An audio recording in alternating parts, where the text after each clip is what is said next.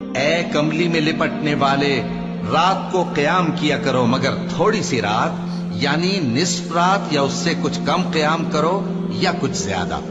اور قرآن کو اچھی طرح ٹھہر ٹھہر کر پڑھا کرو۔ ہم ان قریب تم پر ایک بھاری فرمان نازل کریں گے، کچھ شک نہیں کہ رات کا اٹھنا نفس کو سخت پامال کرتا ہے، اور اس وقت ذکر بھی خوب درست ہوتا ہے۔ دن کے وقت تو تمہیں اور بہت سے شغل ہوتے ہیں، تو اپنے پروردگار کے نام کا ذکر کرو اور ہر طرف سے بے تعلق ہو کر اسی کی طرف متوجہ ہو جاؤ۔ وہی مشرق اور مغرب کا مالک ہے، اس کے سوا کوئی معبود نہیں، تو اسی کو اپنا کارساز بناؤ۔ اور جو دل آزار باتیں یہ لوگ کہتے ہیں ان کو سہتے رہو، اور خوبصورتی سے ان سے کنارہ کش رہو، اور مجھے ان جھٹلانے والوں سے جو دولت مند ہیں سمجھ لینے دو، اور ان کو تھوڑی سی مہلت دے دو۔ کچھ شک نہیں کہ ہمارے پاس بیڑیاں ہیں اور بڑی زبردست آگ ہے، اور گلے میں اٹکنے والا کھانا ہے، اور درد دینے والا عذاب ہے۔ جس دن زمین اور پہاڑ کانپنے لگیں اور پہاڑ ایسے بھربھرے ہو جائیں گے جیسے ریت کے ٹیلے، اے اہل مکہ، جس طرح ہم نے فرعون کے پاس موسیٰ کو پیغمبر بنا کر بھیجا تھا، اسی طرح تمہارے پاس بھی محمد صلی اللہ علیہ وآلہ وسلم ایک رسول بھیجے ہیں جو تمہارے مقابلے میں گواہ ہوں گے۔ سو فرعون نے ہمارے پیغمبر کا کہا نہ مانا تو ہم نے اس کو بڑے دردناک انداز سے پکڑ لیا۔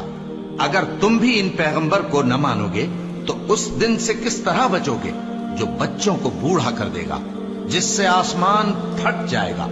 یہ اس کا وعدہ پورا ہو کر رہے گا۔ یہ قرآن تو نصیحت ہے، سو جو چاہے اپنے پروردگار تک پہنچنے کا راستہ اختیار کر لے۔ تمہارا پروردگار خوب جانتا ہے کہ تم اور تمہارے ساتھ کے لوگ کبھی 2/3 رات کے قریب اور کبھی آدھی رات اور کبھی تہائی رات قیام کیا کرتے ہو،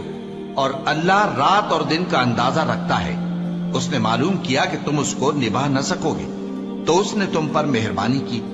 پس جتنا آسانی سے ہو سکے اتنا قرآن پڑھ لیا کرو۔ اس نے جانا کہ تم میں بعض بیمار بھی ہوں گے، اور بعض اللہ کے فضل یعنی معاش کی تلاش میں ملک میں سفر کریں گے، اور بعض اللہ کی راہ میں لڑیں گے،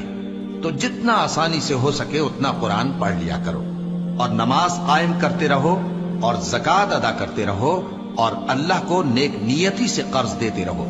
اور جو عمل نیک تم اپنے لیے آگے بھیجو گے اس کو اللہ کے ہاں بہتر اور صلے میں بہت عظیم پاؤ گے،